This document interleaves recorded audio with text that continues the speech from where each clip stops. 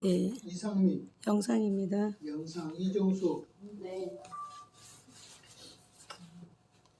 최수빈, 영상입니다.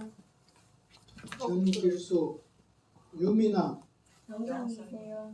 이보연, 이현욱, 영상이.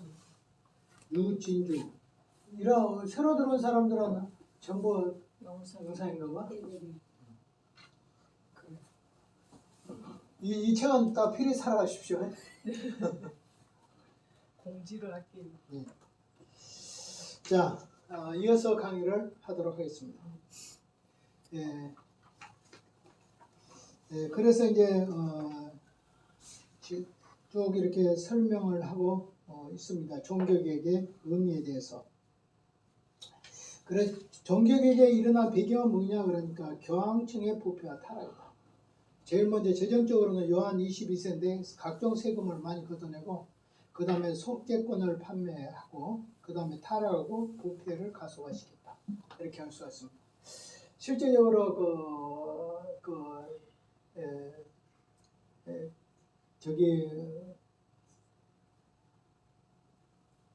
존 납스도 그렇게 개신교로 돌아갈 수밖에 강한 가톨릭에 반박할 수밖에 없는 것은 뭐냐면 교황하고 영국 국왕하고 계속 세금으로 가지고 싸우는 걸 봤어요. 그러면서 바로 그 마음속에 그것도 원래 카톨릭주의자였는데 반카톨릭으로 돌아선 거죠. 그러니까 세금을 어떻게 해서 유럽에 뜯어내려고 교황이 막 왕들하고 계속 세금으로 뜯어내려고 이렇게 이런 것들이 더 종교개혁을 하게 된 이유 중에 하나다라고 하는 겁니다. 또 교황들이 타락했어요. 교황 6세는 축적제도를 했는데 얼마나 그러냐 그러면 한 여자의 어머니도 졌고 그 다음에 큰 딸하고도 살고 작은 딸하고도 살았어요. 이렇게 이 사람의 타락이라고 말도 못해요. 가장 타락한 사람, 윤리적으로 성적으로 타락한 사람이 바로 오늘 알렉산더 6세다라고 생각할 수 있습니다. 이런 것을 보고 사보나놀라라는 사람은 굉장히 그를 향하여 반대를 했어요. 그리고 천주교의 잘못된 점을 타락했다고 지적을 했더니 바로 사보나놀라를 중재해가지고 화형을 시켜주겠어요. 이 정도로 한 사람입니다. 그래서 첫째는 재정적인 타락, 두 번째는 도덕적인 타락. 그 중에서 가장 첨단에 선 사람이 알렉산더 6세. 그 다음에 레오 10세. 레오 10세는 사냥하고 오라고 도박꾼이에요. 교황이 이렇게 사냥하고 오라고 도박하고.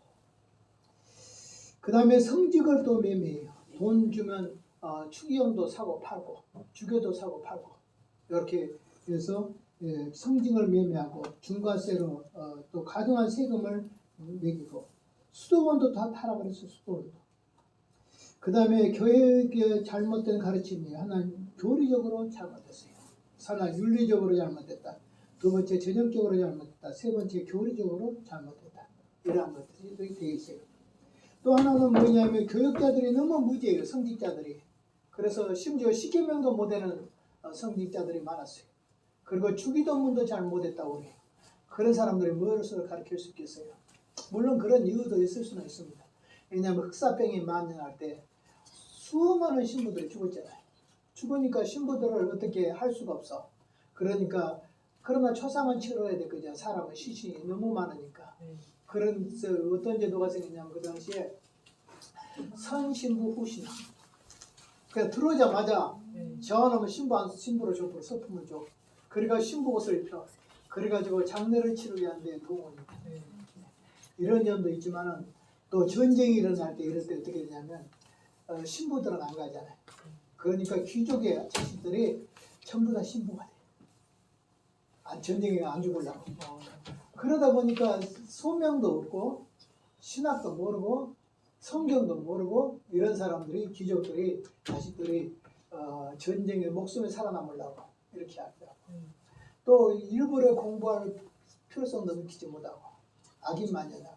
그래서 몇 가지로 증거한다면 하나는 재정을 가지고 너무 악하게 썼다. 너무나 무리한 재정을 과세했다. 그런 거. 그 다음에 도덕적으로 너무 타락했다. 원래 신부는 자기 그 당시에 결혼을 못하게 됐잖아요. 그러나 신부들이 뭐 결혼한 정도가 아니라 그걸 피신을 피하려고 처벌을 둬서 수많은 첩들을 또 살았다. 이런 것들이 문제가 있고 또 교황들이 어떻게 했냐면 뭐 한 여자를 취해서 살고 거기서 끝난 것이 아니라 큰 딸을 또 취하고 큰 딸보다 작은 딸이 이쁘니까 큰 딸을 귀양 보내고 작은 딸을 또 때리고 살고 막 이렇게 하고 심지어 결혼을 하면 그 여자들을 데려다가 교황이 먼저 초야를 보내. 그리고 그 당시 어떤 교황은 17살짜리 어떤 처녀가 있었는데 그 처녀를 얼마나 성적인 폭행을 해가지고 다음날 죽어버렸어. 그런데 그 초상을 누가 치우냐? 교황이 치우게 돼. 자기가 치우고 치우다. 그러니까 한없이 타락하고 이런 것들이 도리어 이렇게 되기도 했다. 물론 정치성도 있어요. 너무 정치의 욕망이 말라가지고 그래가지고 황제는 달이라면 교황은 태양이다 이렇게 말하고 황제는 교황 아래에 있다. 교황의 지배를 받아야 된다.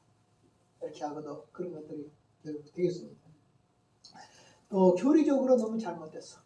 그래서 성경을 교회에 아래 뒀다. 그리고 교황을 성경 위에 뒀다. 또 이신칭의 교리를 오늘 의를 행함으로 믿음으로 구원을 받는 것을 의를 행함으로 구원을 받는다고 이렇게 생각합니다. 또 모든 사람은 만민 제사장이 사나 옆에 자기 절을 나가서 자기가 직접 죄를 회개하면 되는데 신분한 제사장이 신약시대에 또 등장해가지고 이렇게 해서 그런 잘못된 것이다. 연옥교리가 또 나오기도 하고 여러 가지 문제가 생깁니다.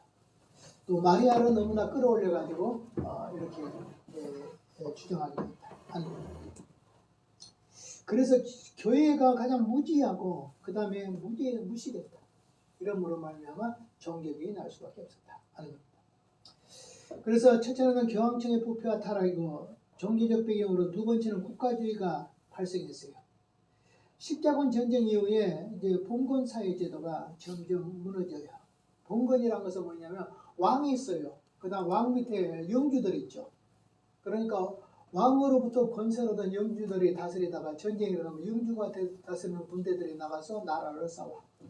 그런 제도예요. 그래서 이 봉건 제도가 무너지게 되고 이런 지나친 봉건주의에 대해서 사람들은 굉장히 좌절하고 실패했겠죠. 아무리 커봐도 못 커. 딱 신분의 한계가 딱 정해져 버려요. 또 하나는 뭐냐면 그 스페인과 영국과 프랑스가 있잖아요. 카톨릭으로부터 독립해버려. 그러니까 프랑스에 여러분 지금도 그래요. 프랑스는 어느 나라냐 천주교 나라라고 해. 근데 역대적으로 보면 프랑스가요 교황의 말을 지독하게 안 들어. 교황청 말을 안 들어. 그래가지고 프랑스하고 교황청은 맨날 싸우기도 해요. 그래 어느 정도 하냐 그러면요. 교황청에서 교황들이 말을 안 듣죠. 그러면 교황을 잡아와. 왕이 전쟁을 이렇게 잡아와. 잡아와서 프랑스로 데려다가 살아. 프랑스 아비뇽이라는 데가 있는데 거기다가 야 너희들 다 교황을 잡아다 거기다 놔뒀어. 가다 놨어. 그러니까 교황청이 두 개지. 하나 바티칸에 하나 있고 그 다음에 하나 프랑스에 하나 있게 되고 무려 몇 년을 그렇게 잡아놓은 줄 아세요? 72년. 그 생활을 얼마나 하냐면 그 카톨릭의 아비뇽 바벨론 뉴스라게 아비뇽이라는 데 프랑스 아비뇽이라는 데에 여기다 교황들을 잡아가지고 교황들을 72년 동안 잡아서 거기다가 왕의 신하를 뽑아요. 자, 교황이 어떤 사람이죠? 황제하고 싸우죠. 그런데 나중에는 황제하고 싸우는 게 아니라 국가가 싸우죠. 프랑스 같은 데는. 그리고 프랑스 같은 데 교황을 잡아다가 어디다 놔둬요? 자기 나라에다 갖다 놨어. 그러니까 교황의 신분을 황제의 이해에 따르는 신분을 얻으냐 왕의 밑에까지 끌어다 신하의 자리까지 둬버렸다. 그래서 바벨론 누스라고 한데 이런 이야기가 있었고 그래서 이런 말을 써요. 프랑스는 카톨릭의 나라다. 그러나 교황의 말을 듣지 않는 카톨릭의 나라다. 그래서 그렇게 해서 하나의 국가가 벗어나지 말을 안 들어. 프랑스가. 사실 알고 종교를 해서 종교를 승리할 수 있는 것도요. 프랑스가 도와줘서 한 거예요. 사실.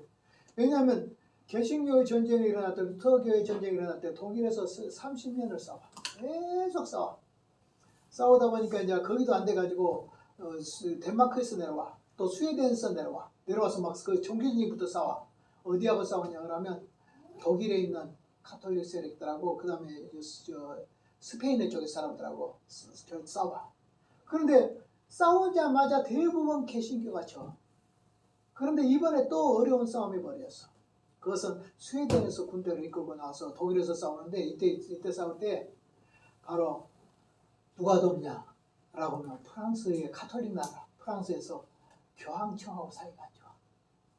그러니까 어떻게 했냐면 이 사람들이 만약에 루터교회와 반대해서 스웨덴 쪽으로 붙지 않았더라면 이겨버려. 우리 개신교가 끝나. 그런데 교황청과 관계가 안 좋았던 프랑스에서 바로 개신교를 도와. 그래가지고 싸움에서 루터교회가 탄생해. 우리가 생각할 때는 칼빈파, 장로교, 루터파, 그리고 쭈빙교파 요가 아니야. 저희 개혁은 했지만 이것을 토착화시킨 데는 수없는 전쟁을 해. 왜 그러냐면 이런 사단이에요. 그 영주의 그 종교, 시작. 그 영주의 그 종교. 이런 이제 종교 간의 갈등이 생기니까 그 영주가 천주교를 따라가면 전 영주에 사는 사람들이 다 천주교를 믿어요. 그러니까 영주 하나를 빼앗으면 그 세력을 루터 세력을 키워. 그럼 루터를 주장하는 그 영주들 있잖아요. 카톨릭을 주장하는 사람들 있잖아요. 그러니까 나중에 어떻게 하면 영주가 싸워.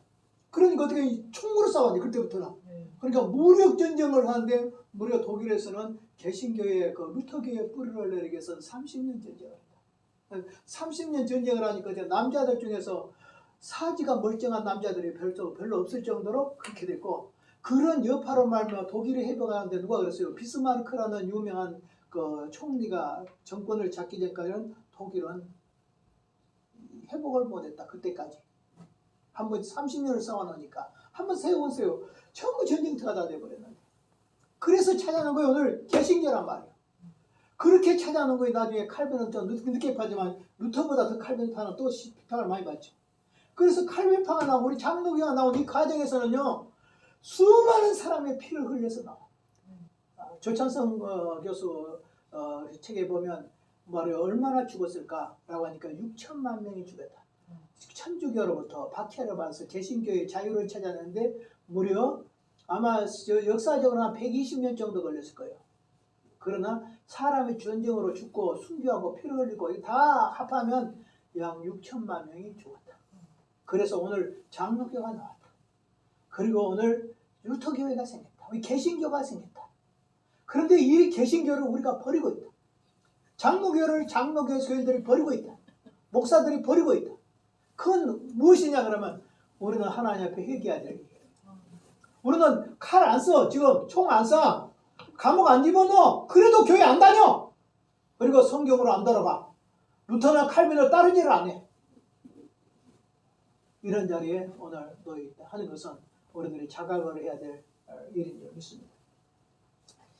예, 그러면서 이제 프랑스라든지 스페인이나 영국이나 프랑스, 영국 이런 나라들이 한 국가로 한 단일 국가로서 독립을 해나가서 카톨릭의 품 안에서 떠나려고 하는 그런 역사들이 있었다. 그 중에 대표적인 나라가 영국의 헨리 8세다. 넘어갈 수 있습니다.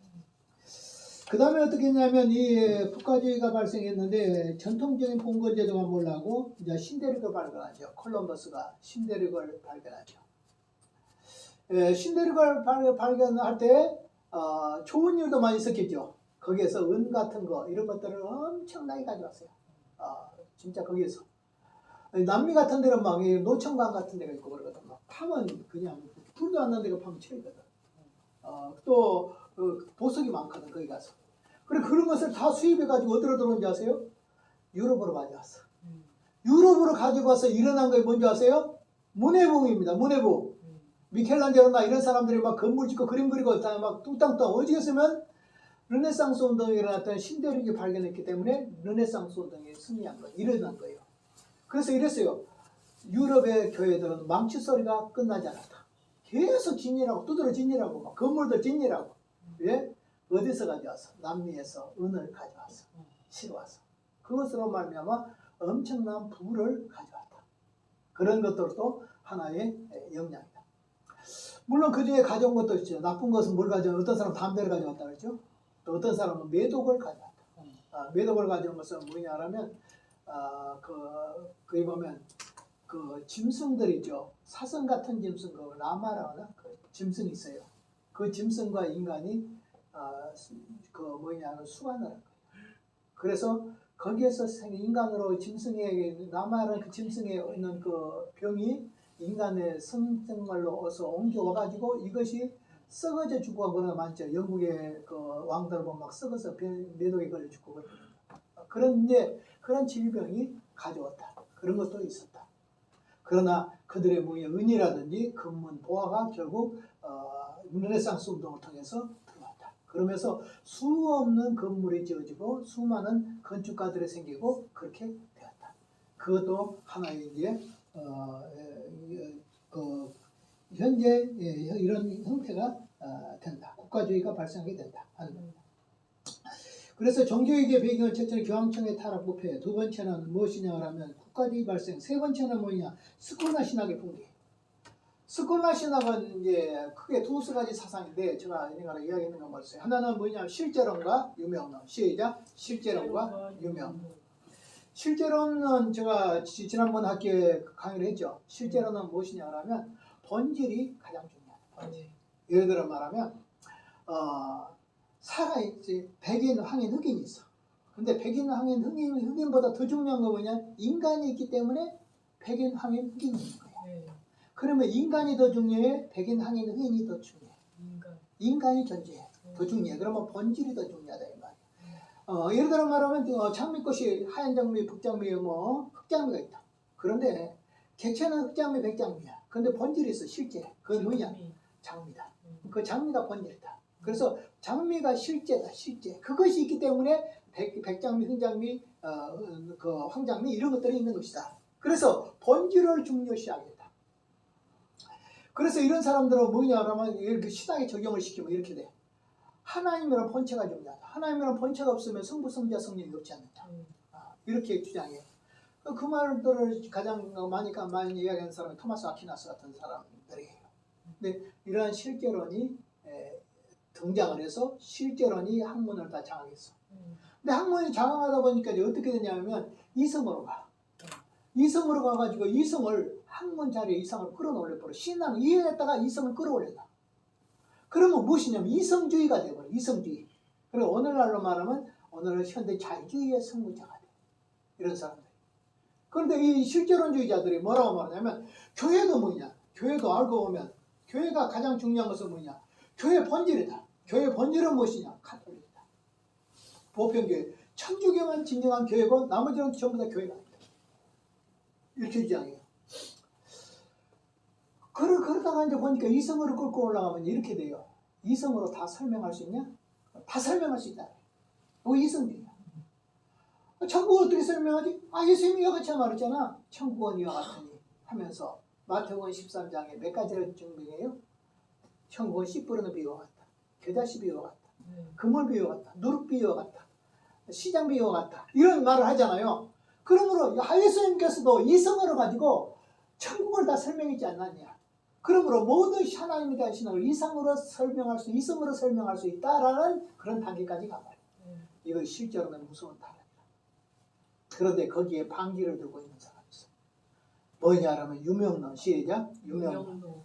본질이 중요한 것이 아니라 개체가 중요하다. 지금 내가 중요해. 자, 내가 없다면 인간이 존재할 수 있을까? 인간이 존재한다 쳐. 내가 없으면 아무 의미 있어 없어? 없잖아요. 그러니까 본질이 중요한 것이 아니라 개체가 중요하다. 이렇게 하는 거예요. 그래서 개체가 중요하다 그러면 뭐냐면 아까 본질 있죠. 실제 그건 있으나마나 이름뿐이다. 그래서 유명 이름뿐이다. 있으나마나 그것은 있으나마나 하다라는 의미에서 유명론이다. 그래서 이제 유명론들이 이제 계속 발전해 나가면서 유명론이 나가니까 실제로는 다 부인하게 돼. 그러면서 유명론으로 나가면 이렇게 돼야 돼. 그것도 잘 정확히 안 맞는 말이지만 성부, 성자, 성령이 더 중요해. 그러므로 하나님이 있는 것이다. 이렇게 돼버려. 이것도 극단적으로 나가면 안 되겠지만 그러나 유명론은 실제로만 가지고 설명이 안 돼. 인간의 구원 이거 가지고 끝난 거 아니잖아요. 여러분 인간만 구원만 끝난 것이 아니라 내가 구원받아야 되겠잖아. 내가. 그러므로 카톨릭이라는 거대한 그 보편적인 교회 이것도 중요하지만 개교회가 중요하잖아. 개교회가 중요해. 그 다음에 개인이 중요하네. 내가 지금 예수 믿고 천당 가고 지옥 가는 거 중요하잖아. 그러니까 뭐냐 그러면 실제로는 유명론으로 와버려. 그래서 오캄이라는 사람이 오캄의 유명론이 결국 토마스 아퀴나스의 그 중심으로 이루어진 실제로는 이겨버려. 그러면서 거기서 딱 나와. 그것이 뭐냐 개인이 구원을 받아야 돼. 우리가 카톨릭이라는 그것만 교회가 아니야. 가장 중요한 것은 우리 개인이야. 이렇게 하면서 개신교가 나와. 그래서 개신교가 다시 알고 보면 실제로서 유명론으로 스콜라 신학에 옮겨가면서 나오는 것이 바로 오늘 이 종교개혁이다. 그래서 여러분 이제 그런 제가 설명을 많이 했죠. 이제 실제론과 유명론 그 스콜라 신학이다. 결국 가톨릭의 내재 기둥도 무엇이다? 실제론이 아니라 그 스콜라 신학이라는 것이 들어있다. 근데 여기에 종교개혁을 한 이유도 오늘 스콜라 신학에서 실제론을 누가 이겼다? 유명론이 이겼기 때문에 이런 것이 나왔다 하는 겁니다. 자, 알겠어요? 네. 네, 그 다음에 이제 또 일어난 건 뭐냐면 신비주의와 경건주의입니다. 카톨릭의 신비주의 운동은 오늘날 우리가 개신교에서 뭐 환상을 봤다 뭐 이런 의미가 아니에요. 아주 경건의 의미와 상당히 같아요. 그래서 경건주의적 그런 신비주의 운동인데 이 경건주의적 신비주의 운동에서 일어난 사람이 루터입니다. 루터도 알고 보면 카톨릭의 입장에서는 신비주의, 경건주의 그런 흐름 속에서 있는 것입니다. 그래서 신비주의와 경건주의가 일어남으로 중세교회의 어떤 제도화된 것, 그 다음에 교회의 어떤 의식생활 이런 것들을 무엇보다 우리는 신앙으로 돌아와야 된다. 의식보다 신앙으로 돌아와야 된다. 이런 데서 결국 이렇게 됐습니다. 그 다음에 이제 종교개혁의 국가의 배경은 뭐냐 하니까 하나는 인문주의 운동이야. 인문주의 운동은 르네상스 운동하고 통해요. 르네상스 운동은 카톨릭의 품 안에서 인간의 품 안으로 돌아가자. 이것이 바로 르네상스 운동입니다. 그러니까 무엇이냐 하면 하나님 따라갔어, 교회 따라갔어. 그런데 무엇이냐 타락밖에 없었어. 그렇지 않아요? 그렇죠? 그 다음에 이제 우리 계몽주의 같은 거 이런 오늘 반신앙주의 그것도 알고 보면 우리 교회 책임이 있습니다. 왜 그런지 아십니까? 우리는 자유주의의 원천이 된 그 계몽주의 신학이 그 철학 이런 것들도 우리 개신교에 다 또 있어요. 왜 그런지 아십니까? 중세 천주교의 타락 때문에 르네상스 운동이 생겼단 말이에요. 그러면 이제 르네상스 운동의 마지막 끝자리에서 일어난 건 종교개혁이요. 그러면 르네상스는 어디서부터 오냐면 인문, 그다음에 그 예술 이런 것부터 시작해가지고 종교까지가 르네상스 운동이다. 알았어요? 그런데 이제 문제는 뭐냐면 계몽주의가 이렇게 나오게 된 것은 마치 르네상스 운동이 카톨릭 때문에 나온 것처럼 보이죠? 그런데 계몽주의는 알고 보면 우리 개신교의 그 어떤 인간의 이성을 충족시키지 못한 그런 것들 때문에 있어요. 이렇게 생각하죠. 개신교들은 뭐라겠어요? 카톨릭 품에 떠나면 좋아. 그러면 다시 행복의 나라가 올 줄 알았어. 근데 카톨릭에서 떠났어. 그런데 떠나고 평안에서에 싸웠어요. 계속 신앙을 지키려고 하니까 박해를 받다 보니까 계속 싸움을 해. 그러니까 막 30년 싸우죠. 프랑스에서도 류그노파하고 싸우면서 수십 년 싸우죠. 영국서도 싸우죠. 계속 싸우고 나니까 결국 뭐야? 하나님 믿었더니 전쟁이 없어. 폐허, 죽음, 그 다음에 흥왕, 그 다음에 인간이 갖다 준 거 뭐 있어? 아무것도 없어. 잿더미밖에 없어. 여기서 말하기에 신앙은 필요 없어. 다시 우리는 이성으로 돌아가야 돼. 마치 카톨릭에서 르네상스로 돌아가면서 이성으로 돌아가자는 것처럼 카톨릭과 개신교를 지나면서 다시 계몽주의 철학자들의 생각해 보니까 개신교 따라가봐도 역시 천주교하고 똑같다. 그래가지고 다시 우리는 인간으로 돌아가자, 이성으로 돌아가자. 그게 계몽주의다.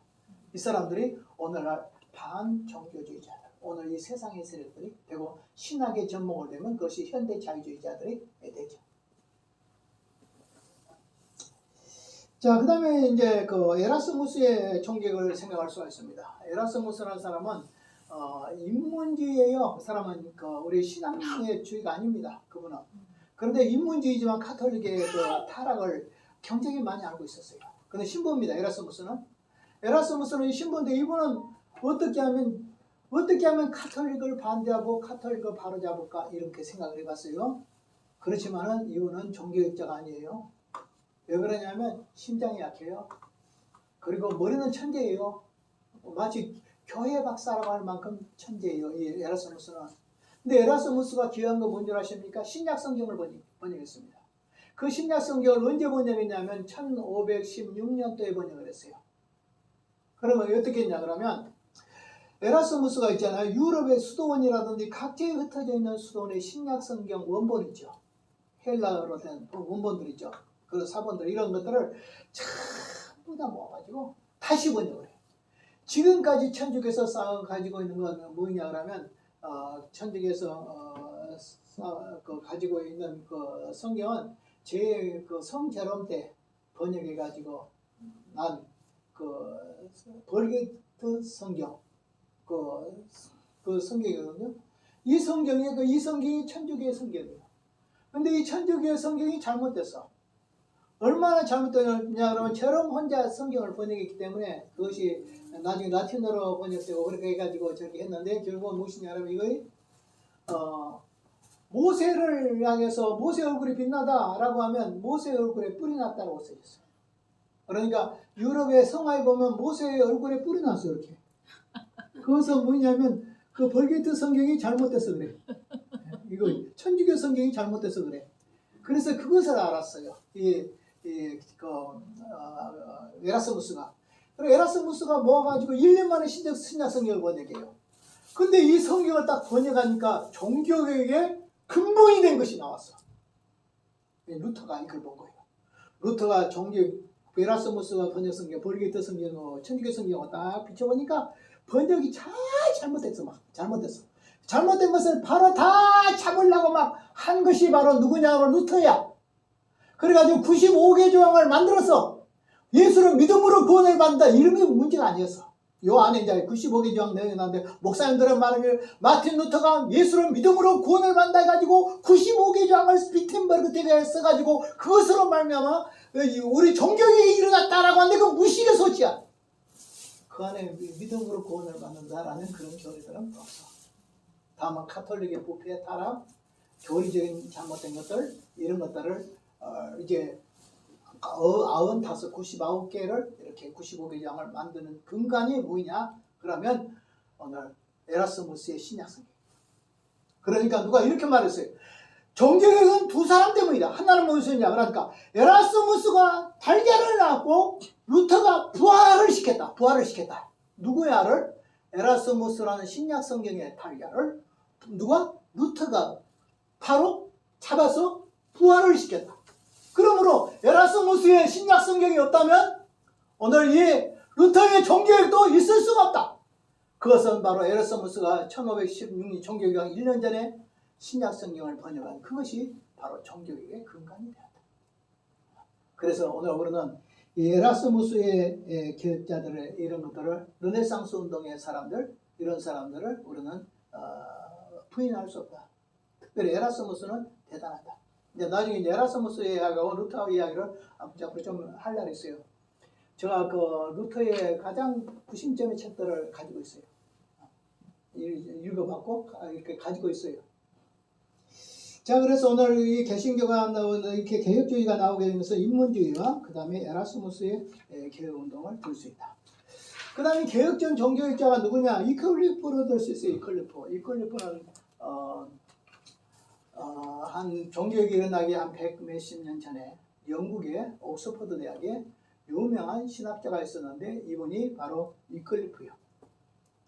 이클리프라는 것은 나중에는 성경을 번역해서 교회로 돌아가야 되겠다 해서 자기가 성경을 번역해요.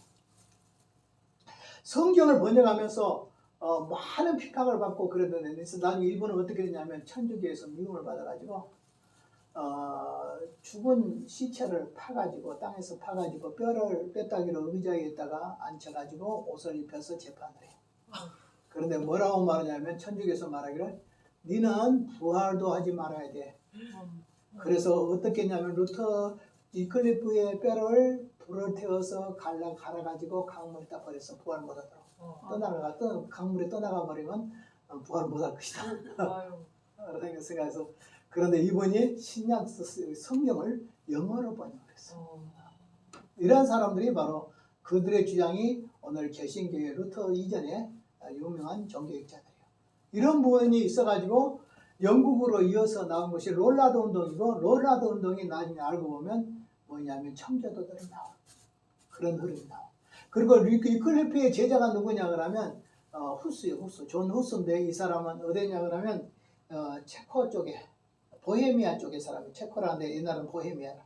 보헤미아에서 종교개혁에다가 이 사람이 나중에는 처참한 죽음을 당하죠. 그런데 그분이 마지막 맨 죽을 때 한 말이 있어.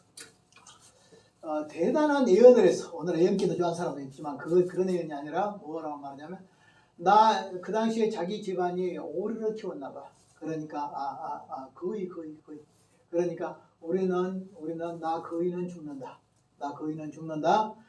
그러나 100년 후에 백조가 나올 것이다. 그 백조는 죽지 않고 살 것이다. 라고 했는데 정확하게 에라스무스 존 후스가 죽은 다음에 102년 만에 루터가 종교개혁을 해. 그래서 참 대단한 이분이 바로 누구냐 그러면 후스야. 후스는 니클리프의 제자예요.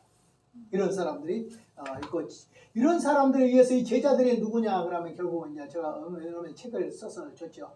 모라비안 교도들 내가 한번 이야기했죠. 모라비안 교도들이 후스의 제자예요. 후스의 밑에서 그러니까 루터 이전의 종교학자들 그 교파가 나온 것이 바로 뭐냐 하면 우리가 성교의 최초의 기반을 놓은 그 모라비안 교도들.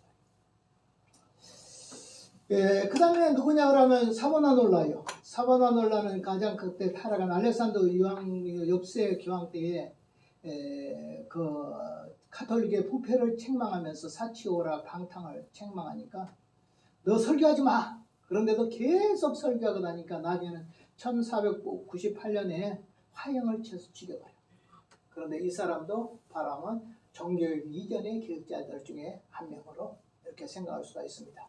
그러니까 우리가 흔히 생각하면 여러 사람들이 있지만 그래도 종교교육 이전의 교육자들이 가장 중요한 사람은 에라스무스다. 또 한 사람은 누구라고? 아까 이클리프다. 그 다음 한 사람은 누구다? 후스다. 그 다음에 사보나놀라도 들 수 있다. 이런 사람들의 영향에 의해서 루터가 꽃을 피운 것이지 갑자기 이 사람들이 없었다면 루터는 있을 수도 없고 꽃을 피울 수도 없어. 만약에 에라스무스가 신약성경을 1516년에 신약성경을 번역하지 않았다면 종교를 못해. 하나님의 뜻이 있어서 루터가 원래 종교를 하려는 거 아니요. 그냥 성경하고 벌게이트 성경하고 여기 그 다음에 에라스무스 신약 성경을 번역하니까 너무 차이가 나니까 이런 문제를 놓고 한번 토론해보자. 생활 천주교 현 상태가 토론해보자. 99개의 조항을 해가지고 비텐버르크 대학에다 붙였어요. 그 비텐버르크라는 것은 쬐매는 대학이에요. 우리가 거대한 대학이 아니라 거기에 자기가 교수로 갔거든요. 근데 교수로 간 건 선생님이 좋아. 루터가 이제 뒤에 보면 자기의 그 아주 생명 같은 선생님이 있는데 피타우치라는 선생님이 있어. 피타우치라는 선생님이 네 이리 와. 그리고 데려왔어. 거기서 이단으로 몰릴 때 데려왔어. 그래서 비텐버르크 쪽으로 데려와가지고 그 다음에 거기서 어떻게 하냐면 공부를 하도록 해. 그 다음에 목회학 박사를 줘. 그리고 그때부터 성경을 가르치게. 그 성경을 가르치면서 교수가 돼서 그 학교에 있으면서 자기가 그렇게 발견하고 써서 붙여놓은 건 하나 공개 토론을 하자 하는 학교 내에서 공개 토론을 하자고 대자보를 써붙여놨는데 누가 떼가버렸어. 그걸 떼갔는데 나중에 유럽으로 번성해가지고 유럽에 한 2달 정도 되니까 루터의 그 95개 조항 내용이 전 유럽 다 퍼져버립니다. 그래가지고 사방에서 종교가 일어나가지고 결국 루터가 안 하면 자기는 죽게 생겼어. 그래서 종교가 하려는 것이 아니라 종교개혁하지 않으면 안 될 수 없는 운명에 처해가지고 어쩔 수 없어서 종교개혁을 한 것이 나중에 오늘 이렇게 에라스무스가 말한 것처럼 에라스무스가 아니라 그 후스가 말한 것처럼 백조가 살아서 이렇게 종교개혁의 원동력이 꽃을 피웠다. 이렇게 생각하면 됩니다. 면죄부 판매한 것도 되고 종교개혁의 원인을 보겠습니다. 다 해버렸어요. 도덕적인 원인, 속죄권, 성직 매매, 신부들의 독신생활 회의, 지적인 원인, 스콜라 신학의 쇠퇴, 옥함주의 득세, 그 다음에 인본주의 대학의 활성화, 여리의 고전 연구, 그 다음에 사회적인 연구, 농업 경제에서 상업 경제로 이주 전환되면서 국가주의의 발전과 십자군 전쟁으로 통해서 동방의 사치품이 만연함으로 영적인 원인, 사제주의 횡포, 교황주의에서 예배의 의식화, 여기에서 영적인 생활이 황폐되기 때문에 그래서 1517년 10월 30일 날 루터가 95개 조항의 항해문을 내걸고 비텐버그 교회 정문에 게시함으로 봉기가 되었다. 그럼 대화 알겠죠? 자, 그 다음에 종교개혁이 끼치는 영향입니다. 종교개혁이 우리한테 어떤 게 끼쳤지? 우리가 종교개혁을 좋은 면에서 바라볼 수 있고 안 좋은 면에서도 바라볼 수가 있다. 양면을 다 봐야 된다. 언제나 역사라는 것은 부정적인 측면도 있고 긍정적인 측면도 있잖아요. 그럼 긍정적인 측면 보겠어요. 첫째, 성경으로 돌아갔다. 좋아요, 좋아요. 성경 기본 사상으로 돌아왔어. 두 번째는 뭐 율법주의에서 복음주의로 돌아왔어요. 좋아요, 안 좋아요? 오늘도 율법주의에 취한 사람들 있어. 얼른 나면 너 지옥 가. 너 얼른 나면 예비 시간 떠들었으니까 너 지옥 가. 옛날에 우리가 전도사 때 흔히 그렇게 많이 했는데 아이들이 야 예배 시간에 눈 뜨면 어디 가? 그러면 찌역! 그러면서 하는 말이 야 예배 시간에 담배 피는 사람 어디 가? 그러면 지옥! 이렇게 이랬잖아요. 술 먹은 사람 어디 가? 그러면 지옥! 이렇게 했잖아요.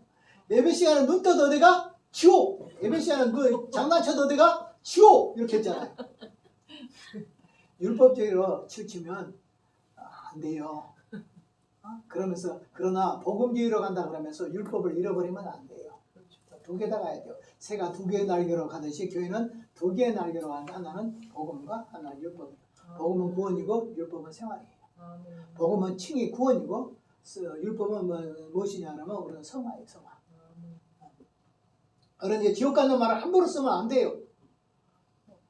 너 지옥 가 그래 보십시오. 그보다 충격받는 거 없어요. 화나 뿌리잖아요. 여러분 만약에 여러분들이 좀 잘못하면 너 지옥 가 그러면 좋겠어요? 어떤 교회에서 이런 것도 봤어요. 공동회 때 그 목사가 추천하는 목사를 찍지 않으면 지옥 간대요. 그런 데가 있나요? 없죠? 잘못됐죠? 네. 우리도 지옥을 너무 남발하면 안 돼. 한쪽에는 복음을 강조하다 천국을 너무 남발해서 잘못이고 하나는 율법을 너무 강조해서 지옥을 남발하면 안 돼요. 내가 예수 믿고 이미 구원받는데 아직 구원받지 못한 사람처럼 계속 그렇게 만들어야 되겠어요? 복음의 자유와 평화와 구원과 확신과 이런 거 없이 살면 되겠어요? 자, 지적인 요소입니다. 스콜라 신학에서 쇠퇴까지 옥함주의, 즉 실제론의 쇠퇴되고 그 다음에 개인이 중요하다, 개체가 중요하다, 옥함주의가 일어나서 실제론을 옥함주의가 말한 유명론이 이긴 것. 그 다음에 인본주의 대학들이 막 생겨서 학문이 발달한 것. 그래서 무지가 깨어난 것. 그래서 무지가 깨어나서 교회를 보니까 교회가 가장 무지하다. 세상 사람들이 공부를 많이 하고 나서 그러니까 지식이 올라왔어. 지식이 올라치다 보니까 교회 목사들이 가장 무식하다. 그렇게 어떻게 되겠어요? 이런 것들이 인문주의의 발달도 있을 수 있고 학문의 고전 연구도 그 다음에 사회도 농업에서 상업으로 그 다음에 국가주의 발전된 거 십자가주의 그렇고 영적인 것도 이렇게 되겠습니다. 그래서 오늘 여기 종교에 끼친 영향 긍정적인 것 첫째 성경으로 돌아간 거, 두 번째 율법에서 복음으로 돌아간 거, 세 번째 의식에서 체험으로 돌아간 거. 여러분 우리 신앙 있잖아요. 계속 가르치기만 가르쳐. 그러면 왜 될까? 머리가 커서 그렇게 커져. 머리가 커지면 어떻게 될까? 회개가 나올까? 그렇지만 정죄가 나올까? 자기가 알고 있는 지식으로 다 정죄를 해버려. 너는 이래서 틀리고 너는 이래서 틀리고 너는 이래서 틀리고 다 돼. 근데 실제 그렇게 될까? 그러니까 따릅시다. 교회는 지식이 필요하지만 시작. 교회는 지식이 필요하지만 지식주의가 되면 잘못됩니다. 지금 칼빈 선생님도 그랬어요. 지식주의 좋은 거 아니야. 그것은 무엇이냐면 사변주의다. 사변주의는 생각에 이끌려 살아. 생각이야. 생각만 가면 안 돼. 마음도 가야 되고 행동도 가야 되잖아. 이것이. 그래서 그 사람들 어떻게 했냐면 이 사람들 가운데 의식보다 체험을 가라. 우리가 신앙을 체험하면 좋잖아요. 기도 왜 해요? 응답받죠? 그러나 왜 기도합니까? 기도하면 하나님을 체험해. 하나님의 살아계심을 체험해. 자, 체험하는 신앙은 강해요. 지식만 있는 신앙이 강해요. 지식만 있는 사람들이 하나님이 우리 구원을 위해서 예수님이 죽었다더라. 나는 그렇게 생각한다. 뭐라고요? 그렇게 믿는다가 아니라 그렇게 생각한다 이렇게 돼버려요. 그리고 지식주의는 아직 힘이 없어. 성령으로 체험을 해. 체험을 하면 그 말씀의 지식이 생활로 옮겨져. 그 말씀의 의식이 내 생활로 옮겨져. 생활로 체험이 돼. 체험이 되면 강할까 안 강할까? 확신 있게 말해. 예수님이 우리를 죽었어. 그분을 믿지 않으면 지옥 가. 예수를 믿으면 구원받아. 예수 믿는 것은 이미 구원이야. 예수 안 믿고 사는 것은 아직 구원이라고 생각하면 아직 구원이라고 하면 잘못됐어. 우리는 이미 구원이야. 우리는 이미 구원이다. 그래서 체험을 하면 신앙이 뜨거진다. 그래서 의식주의에서 의식적인 지식에서 체험으로 생활로 체험으로 옵니다. 우리 신앙도 체험해야 돼, 않지? 해야죠. 근데 체험주의로만 또 가면 안 돼. 그러면 성경을 떠나. 그러니까 지식도 성경 안에서, 체험도 어디에서? 성경 안에서. 성경에 기록되지는 않았지만 이런 말을 하면 안 돼. 오늘 우리는 성경이 이렇게 말씀하셨으니까 우리는 성경대로 살아야 돼. 이렇게 성경을 체험하는 거예요. 아멘? 우리는 기독교의 참 진리를 체험으로 체험하시기 바랍니다. 그래서 카톨릭 의식주의에서 종교에게 체험주의로 나갔다. 이건 대단하다. 그 다음 또 무엇이냐 하면 교권주의에서 신앙이 자유로 들어왔어. 첫째는 카톨릭의 교황이 마치 둘을 천당과 지옥을 배분한 것처럼 생각해. 그러나 그것이 아니야. 내가 믿어야 천당, 안 믿으면 지옥. 결국은 나한테 달려있어. 그래서 내가 더 중요해. 우리가 교회 중요하지. 그러나 내가 구원받지 못하고 교회 다니면 그게 되겠어요? 안 되잖아요. 내 구원의 확신이 있고 내 천국에 대한 확신이 있고 내가 지옥 가지 않고 내가 하나님의 영광을 위해 살고 하나님의 성령을 체험하면서 살고 이게 더 중요하잖아. 그래서 오늘 개인을 살리기 위해서 어쩌면 교회가 존재해. 개인을 살려야 돼. 교회의 속성은 무엇이냐면 세 가지야. 세 가지. 하나는 무엇이냐? 거듭나는 역사가 있어야 돼. 거듭나는 역사. 오늘 교회를 오래 다녔는데도 거듭나지 않았어. 구원의 확신이 없어. 그렇게 살면 안 돼. 가장 중요한 것은 교회는 물과 성령으로 말씀을 가르쳐서 거듭나게 하는 게 교회예요. 두 번째는 뭐냐? 그러면 오늘 그 거듭난 사람들은 어떻게 했냐? 그러면 오늘 거듭난 사람들은 성화의 삶을 살아야 돼. 어떻게 하면 하나님께 영광을 돌리고 어떻게 생활하고 성경대로 거룩하게 살까? 이것들을 생각해. 거기서 끝난 거 아니야. 교회는. 하나님의 교회 봉사를 해야 돼. 헌신. 자, 교회의 속성은 뭐라고요? 거룩성인데 그것을 제일 먼저 거듭나야 돼. 두 번째 성화돼야 돼. 세 번째 봉헌해야 돼. 나를 하나님 앞에 드려야 돼. 이게 교회가 되는 거예요. 그래서 교권주의에서 종교가 뭐냐? 개인의 신앙주의로 옮겼어요. 그래서 오늘 두 개 다 어떤 관계돼. 교회도 다 강조되고 그 다음에 성도의 개인의 신앙도 강조돼야 되겠죠. 그러나 카톨릭은 교회의 어떤 교권주의만 있고 개인의 물살이기 때문에 찬송가도 안 불렀어. 찬송가도 안 불렀어요. 천주교에서는 제일 먼저 종교가 하기 전에는 예배 시간에 성도들이 찬송을 안 불렀다니까. 성가대서 부르고 이렇게 했다니까. 그러니까 가서 멍하니 있어. 성경도 안 읽고. 왜냐하면 성경은 신부가 읽으면 되잖아. 찬송은 누가 해? 성가대가 하면 되잖아. 사람들은 눈만 가만히 두고 가만히 가야 돼. 그런데 무슨 놈 신앙이 있겠어. 이런 것이. 성경도 안 모르고 사니까 이런 것들을 오늘 바로 세워준 것이 바로 누구냐 하면 종교입니다. 그래서 천주교 안에서 미사송을 성도들이 부를 수 있도록 만들어준 사람이 루터야. 루터교에서 천주교에서 루터 욕하거든. 루터를 얼마나 욕한 줄 아세요? 장가가고 싶어서 그렇게 종교를 했다. 그래서 생마 루터라고 이렇게도 한 사람들도 있어. 그런데 루터 그렇게 하면서도 오늘날 천주교 신학자들은요 루터에 대해서도 어느 정도 평가해요. 좋게 평가해. 루터를 좋게 평가하고 알고 보면 천주교에서 미사송을 모든 성도들에게 다 부를 수 있도록 회중성으로서 부를 수 있도록 하는 것이 바로 루터의 영향이다. 이런 것들은 다 대단한 것이다. 이런 것들이 오늘 교회에서 우리 다 예배 시간에 찬송 부르잖아요. 이거 여러분 공짜인 줄 알았어요. 공짜.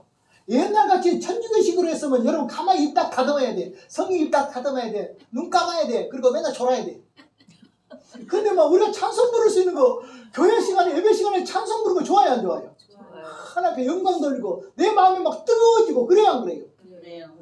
그런데 우리가 세상의 노래가 더 뜨거워져 버려요. 요즘 1분만 불러도 다 국민이 울어.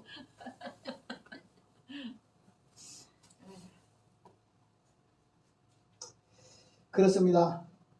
그래서 뭐라고 하면 격권주의에서 개인주의로, 전체주의에서 개인의 신앙 중심으로, 성직자의 중보에서 그리스도의 중보로. 옛날에 신부한테 고해성사를 해야 돼. 그런데 그리스도에게 직접 고해하면 돼. 우리 기도하면 돼. 우리의 중보자는 누구다? 신부가 아니라 우리의 중보자는 누구다? 예수님이다. 아멘. 아멘. 그래서 신부의 중보에서 그리스도 중보로 옮겨온 일이라는 거예요. 여러분 그렇지 않았으면 여러분들 지금도 고해성사해야 돼. 나가서. 자, 고해성사하면 여러분 꼼짝할까 못할까? 다 알아. 내가 사람 죽인 일도 하고 가늠한 일도 고백하고 뭐 돈 떼먹은 일도 고백하고 뭐 싸운 일도 고백하고 갈비뼈 부른 일도 다 고백해야 될 거잖아요. 그런데 가톨릭은 이렇게 말해. 딱 가려놨는데 어떻게 알아? 아니 다 알아. 누구 음성 들으면? 여러분 전화만 들어도 누구 소리 알아요 몰라요? 알아요. 교인이 100명쯤 된다고 100가지 소리 모를까요? 알아요. 다 알아. 그러면 이렇게 돼. 신부가 아무 말하지 않고 가만히 째려봐. 가만히 보고. 그러면 이렇게 만납시다. 김지사님 제 알죠? 그런 말 하겠어 모르겠어. 순종할 수밖에 없지. 그럼 네가 말 한마디 하면 너는 날아가 버려. 그러니까 카톨릭은 굉장히 사제주의의 권한이 생겨. 그런데 개신교는 뭐냐? 사제주의가 없으니까 개인의 회개함으로 이루어지니까 나중에 목사를 개떡처럼 여겨. 그래서 어떤 데서 나한테 이번에 신학기에 이런 주문이 들어왔어요. 목사님, 대오리 문답을 특별히 가르치는데 목사들한테 윤리를 좀 가르치십시오. 목사 윤리를, 선후배 윤리 이런 것들을 좀 가르치십시오. 얼마나 오늘날 교회가 좀 크면 선배들을 무시하고 이렇게 교회가 크면 다 된 줄 알고 이렇게 생각하고 악행을 해가고 또 말 많이 발달하면 그런 줄 알고 이런 것들에 문제가 생겨요. 그래서 오늘 그리스도의 중심으로 그 성직자의 중보에서 그리스도 중심으로, 그 다음에 성경의 중심에서 성직자의 성경 중심에서 개인의 성경으로. 옛날에는 성직자가 독이 그 성경을 읽는데 어떻게 읽냐? 볼게이트 성경이 있다 했죠. 어떻게 읽냐 그러면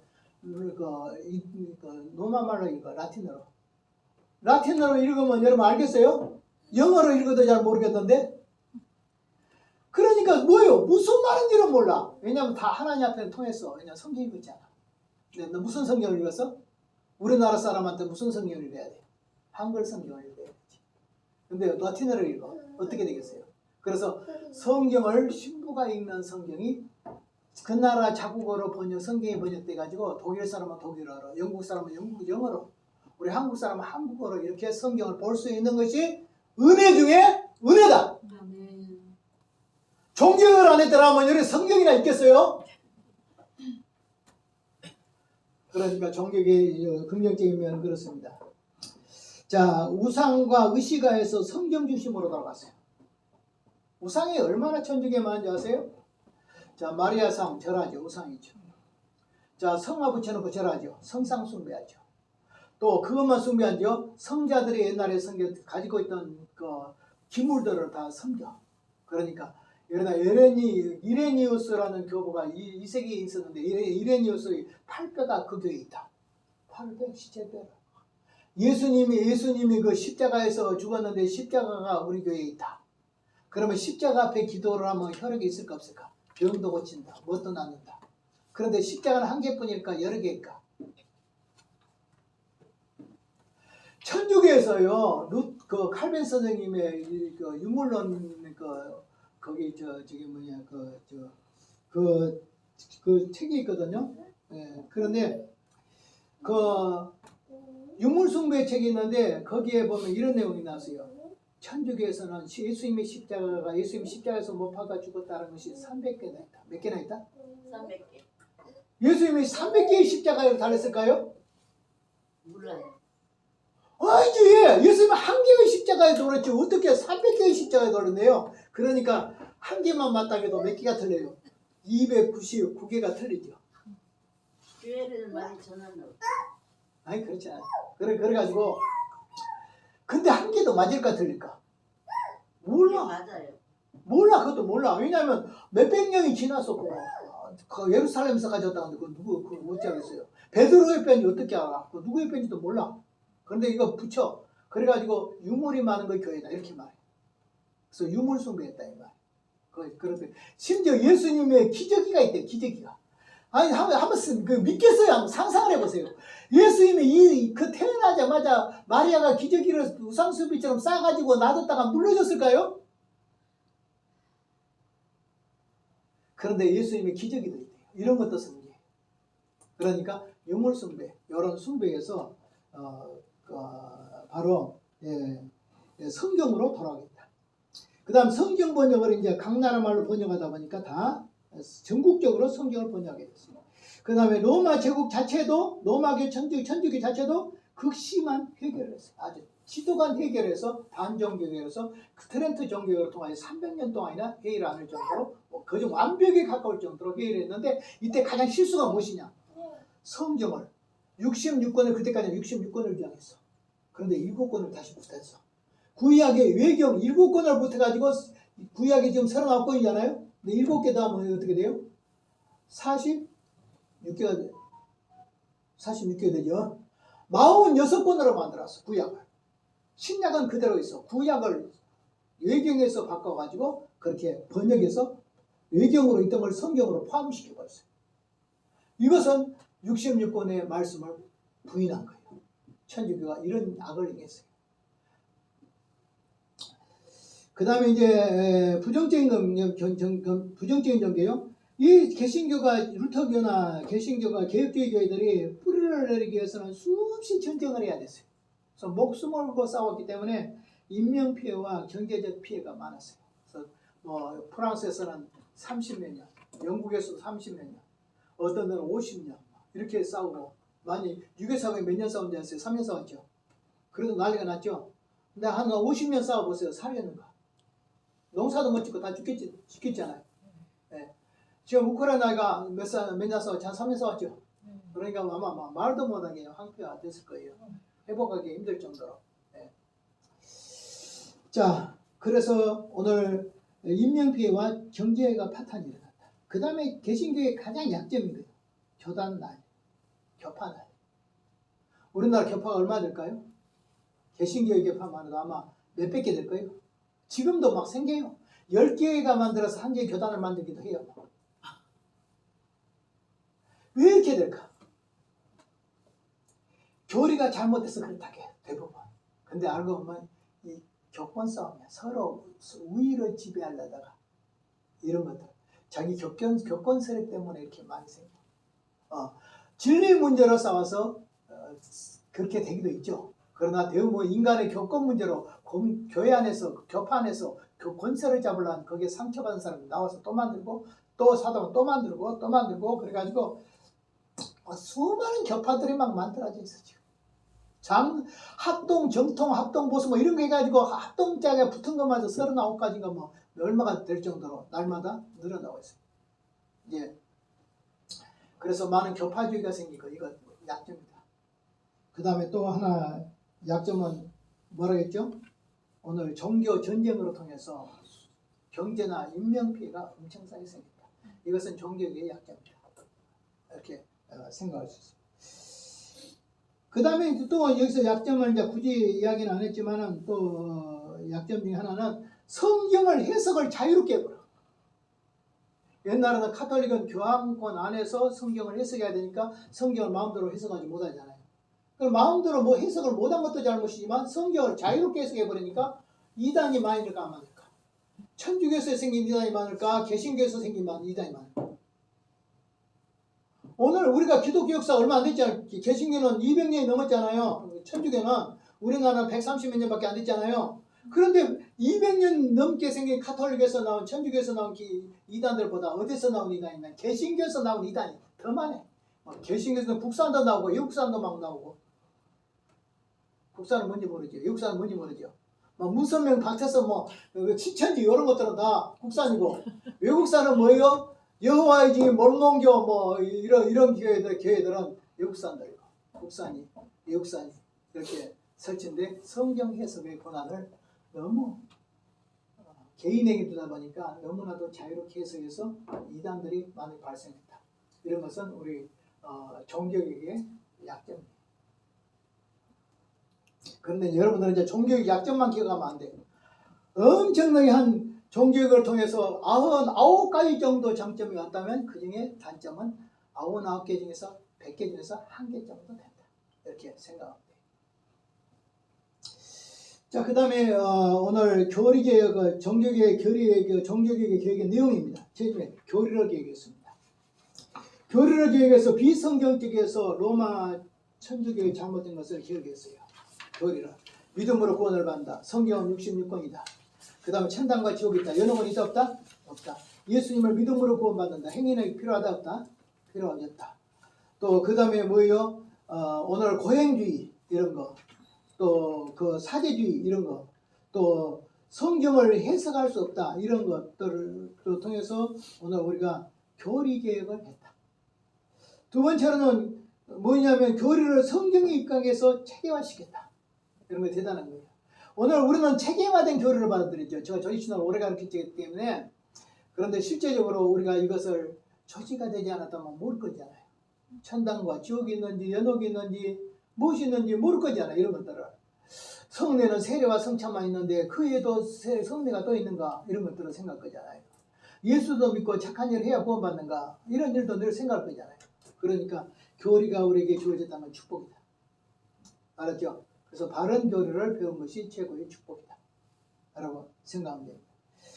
그 다음에 뭐냐라면 이제 성상, 성화 이런 것들을 강단에서 다 끌어내려 버렸어.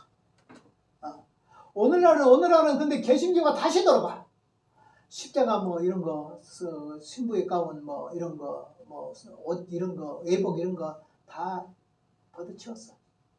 종교학자들은. 근데 지금은 다시 입어 안 입어?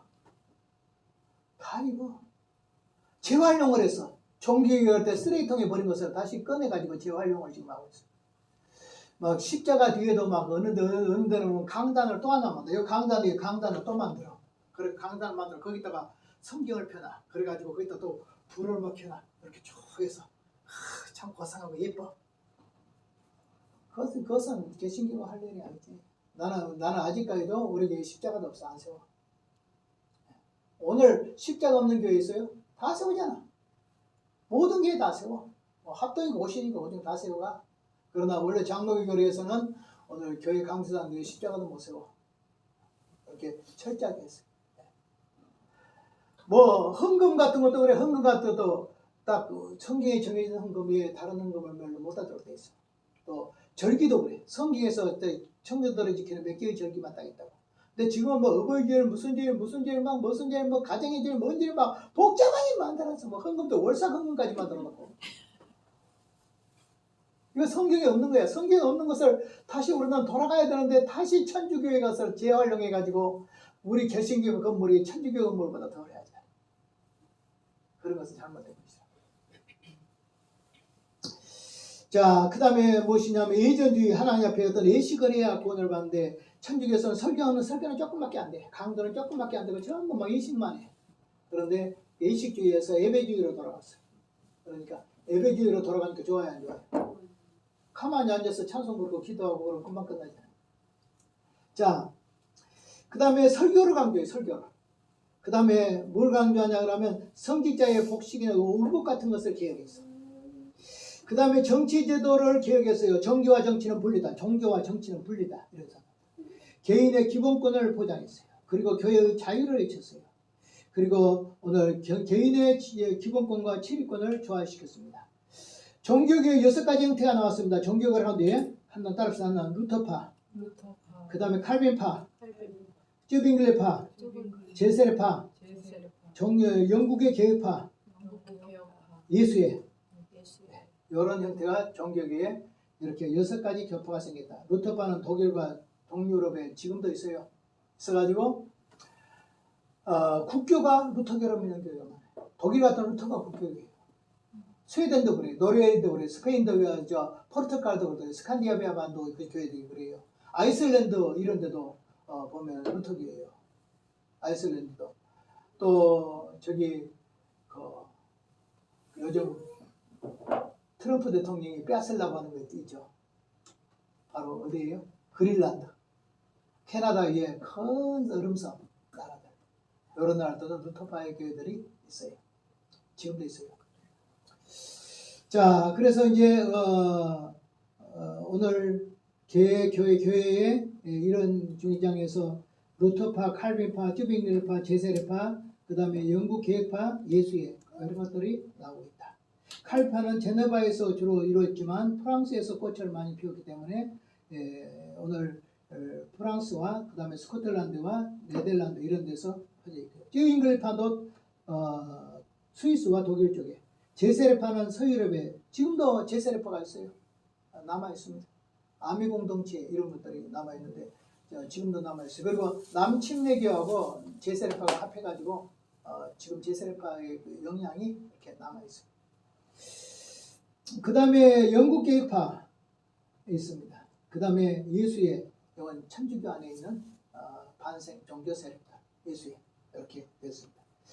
자, 프로테스탄트의 세 개의 원리 첫째 뭐예요? 이신등위, 솔라피디라고. 그 다음에 성경의 절대권위, 그 다음에 하나님의 절대권위.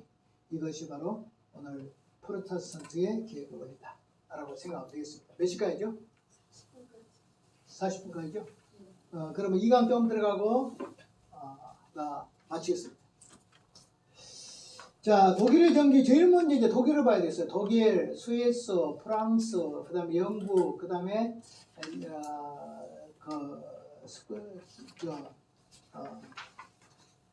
영국, 그 다음에 스코틀랜드 이렇게 보도록 하겠습니다. 먼저 독일 봅니다. 독일에서 루터를 이제 봐야 되겠죠. 루터에 의해서 했으니까. 그러면 루터라는 사람은 지금 독일에서 얼마나 중요한 인물로, 우리는 예수를 믿음으로 구원으로부터 종교육자로 평가받잖아요. 근데 지금 루터의 재발견이라는 책을 쓴 사람이 오늘 한국의 루터파 목사예요. 이분이 루터의 재발견이라는 책을 썼어요. 루터가 종교육자로만 유명한 것이 아니라 독일에서도 루터가 얼마나 지금 현재까지 독일 나라에서 가장 존경하는 사람이 누구냐? 그럼 루터를 말할 정도로. 그래서 우리가 단순하게 종교를 했다라고 생각하지만 이 현대적 조명을 한 오늘 여기에 최주은 목사 루터의 발견이라는 책을 제가 읽어보면서 거기서 제가 가져온 거예요. 다른 교회사는 없어요. 제가 여기서 가져온 내용이 있습니다. 한번 읽어보겠습니다. 시작. 5페이지로 가서 시작. 우리는 루터교의 경제개혁을 전적으로 감사해야 한다는 사실을 전혀 모르고 있다. 우리는 정신적으로 협병함을 사슬에서 자유롭게 되었고 우리의 근원으로 돌아갈 수 있겠으며 기독교란 순수함에서 모든 역사와 문화를 이해하는 능력을 갖게 된다. 우리는 우리의 땅을 발에 확고하게 있게 쓸 수 있는 용기를, 그리고 성령 받은 인간의 본성에 스스로 느낄 수 있는 용기를 갖다 줬다. 이건 누구지? 괴테가. 괴테는 유명한 독일의 문학가잖아요. 세계인 작가잖아요. 그가 문학가로서 오늘 루터를 바라볼 때 이렇게 칭송을 합니다. 라고 하는 거죠. 그래서 알고 뭐냐, 루터는 오늘 우리는 루터에 대해서 존경을 감사해야 된다. 왜냐? 정신적인 편협함에서 자유를 줬다. 두 번째로는 근원으로 돌아갈 수 있겠다. 맞잖아요. 세 번째는 기독교 순수함 속에서 역사와 문화를 이해했다. 그렇죠. 맞잖아요. 그 다음에 또 보면 하나님의 땅을 확고히 디딜 수 있는 그런 용기를 줬다. 성경에 있었으니까. 그 다음에 성령 받은 사람들이 오늘 스스로 느낄 수 있는 용기를 갖게 했다. 이런 사실을 괴테가 말한 것을 볼 때 성경적으로 말했잖아요. 내용들이. 그러니까 괴테 마음속에도 신앙에 상당히 자료를 잡고 있는 것을 우리가 바라볼 수 있습니다. 자, 루터가를 괴테가 쓴 것이에요. 그 다음에 뭐냐면 폴틸리라는 자유주의 신학자인데 이분이 오늘 루터를 평해놓은 거 있습니다. 한번 읽어봅시다. 시작. 마르틴 루터는 세계를 바꾸는 성공한 유일한 사람이다. 여기서 루터의 위대함이 있다. 그들이 그를 루터와 동일하게 본다면 그가 가진 위대함의 진가를 인정할 수 없다. 루터는 루터파와 아무 상관이 없다. 그는 기독교 역사에서 몇 안 되는 위대한 예언가 중에 한 사람이다. 폴틸리라는 자유주의 신학자인데 루터는 위대하다. 루터와 동일하게 비교할 사람 없다. 루터파만 루터에 영향을 준 것이 아니라 루터파에서 그 이상의 영향을 준 것이다. 그리고 역사에서 오늘 유명한 예언자가 누구냐? 그러면 루터다. 이 정도로 말했습니다. 넘어가겠습니다. 그 다음에 신정통주의의 흐름을 가진 보네파가 오늘 루터를 어떻게 해석을 했는가 한번 보겠습니다. 시작. 사람들은 루터가 의도했던 것과 전혀 다른 결과를 못 보았다. 그것은 루터의 생애와 과거를 의심하면이다. 이미 100년 전의 키엘케어는 루터가 말한 것과 전혀 다른 것을 오늘날 사람들이 말하고 있을 것이라고 얘기했다. 짐작전대로 키엘케어의 말입니다. 오늘 교회와 루터가 너무나 벗어납니다. 루터가 말한 대로 교회가 서 있지 않다. 그러니까 사람들은 루터에 통해서 종교개혁을 했지만 종교개혁을 한 교회들도 루터로 떠나버렸다. 이런 의미로서 이야기를 하고 있습니다. 자, 이것도 성경 맞죠? 많은 게 틀린 거예요. 자, 그 다음에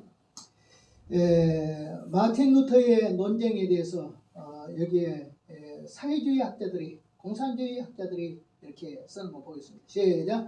칼 마르크와 프리드리 앵겔스는 루터를 사회개혁의 창시자, 그는 종교개혁의 본권 체제를 대항한 유럽의 시민계급의 최초의 결과라고 했다. 동시에 그들은 희망혁명적인 노동자 운동의 의무를 토마스 민처를 그래서 농민전쟁에 참여한 루터에 제공한 동기가 되었다. 자, 공산주의자가 본 거예요. 루터는 사회개혁자의 창시자다. 사회개혁. 이렇게 보고 또 하나는 봉건제도를 대항한 사람이다. 그리고 최초의 유럽 시민의 초기 결과다. 그 다음에 노동운동의 의무를 오늘 느끼게 했다. 이러한 것에서 루터는 노동을 신성하였습니다. 예를 들어 말하면 선한 행동이 없으면 구원을 받지 못한다라고 활동할 정도까지 이야기를 했으니까 루터 선생님. 그리고 야고보서를 개정 싫어했죠. 야고보에게 행위로 구원을 받는다 그러니까 루터가 성경을 부인하지 못하니까 뭐라고 하면 야고보서는 지푸라기 같은 복음이다. 이렇게 말하게 됐죠. 자, 그 다음에 보겠습니다. 카톨릭 신학자 헤르만 페시라는 사람이 오늘 여기에 루터를 본 모습입니다.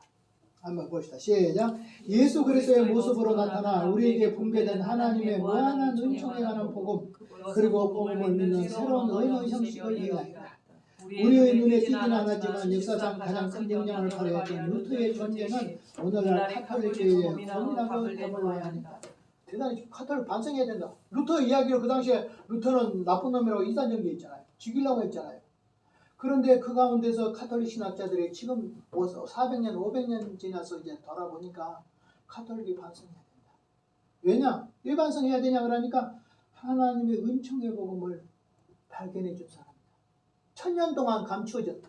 묵혀놨다. 1000년 동안 어둠 속에 있던 복음을 끌어내서 모든 사람 믿음으로 구원을 받는 진리를 세워놨음으로 말미암아 암흑의 1000년의 암흑에서 교회를 건져냈다. 복음의 진리로. 누가 말한 거예요? 천주교 신학자가 바로 말한 거잖아요. 천주교가 그들 앞에 고백을 해야 된다고 안 해야 된다고? 잘못됐음을 고백해야 된다고 이렇게 해놨어요. 이 가톨릭 신학자가. 오늘 가톨릭 신학자들이 흔히 뭐 잘못하면 우리 개신교를 비방하고 욕하죠. 가톨릭 교인들이 너희는 작은 집이라고 우리 큰 집이라고 하죠. 그리고 가톨릭으로 돌아오면 너희들 다 있다. 방언도 있고 예언도 있고 다 있다 그러면서 수많은 사람이 개신교에서 천주교로 넘어가죠.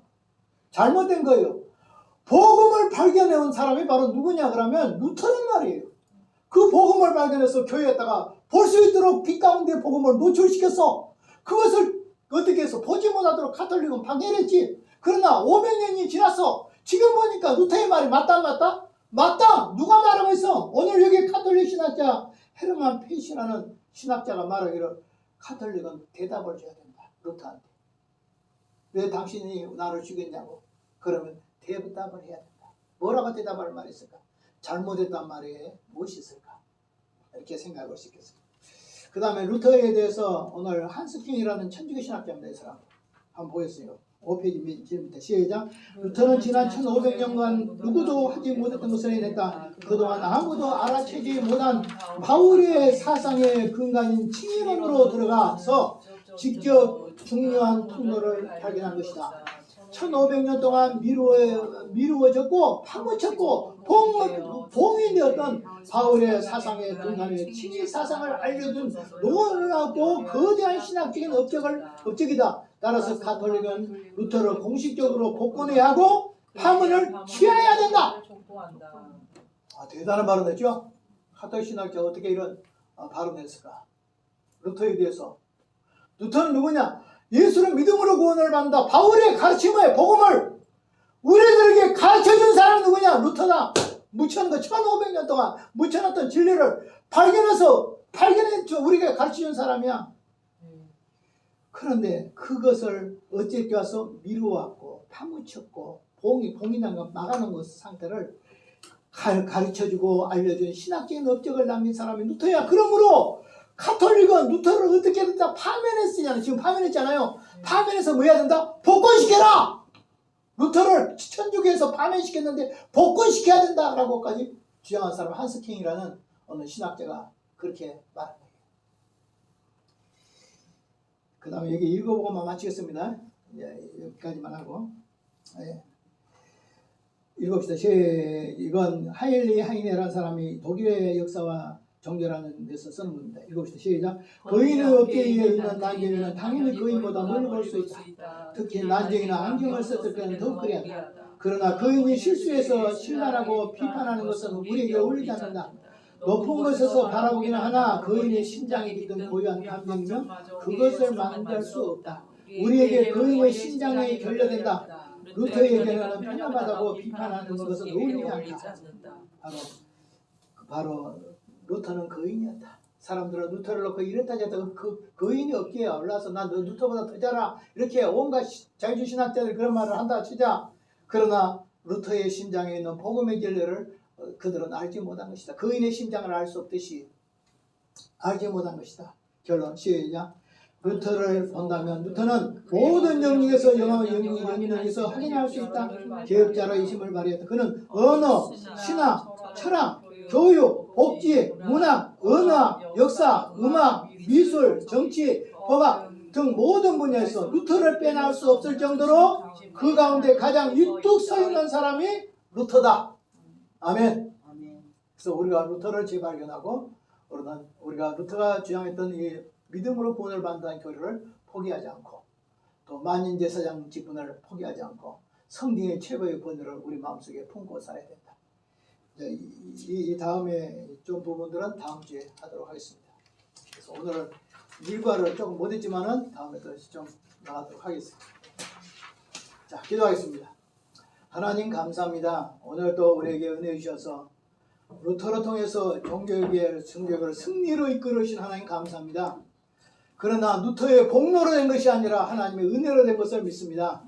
루터 이전에 수많은 개혁자들, 순교자들, 아버지 위클리프, 그 다음 후소, 그리고 또 그의 사보나놀라, 그의 수많은 종교학자들의 순교의 피해 결과로 루터가 그렇게 종교개혁의 진리를 통해서 오늘 승리한 줄로 믿습니다. 주님, 오늘 또 우리는 다 만들어진 이 복음의 진리를 가지고 가장 어두운 시대보다 예수를 잘못 믿고 있습니다. 이때 우리가 정신을 차리고 다시 돌아가서 루터로 통해서 일어난 개혁의 원리가 교회 안에 일어나게 해주셔서 교회를 개혁해 하시고 내 자신을 개혁할 수 있도록 도와 주옵소서. 아멘. 예수의 이름으로 기도하옵나이다. 아멘. 감사합니다.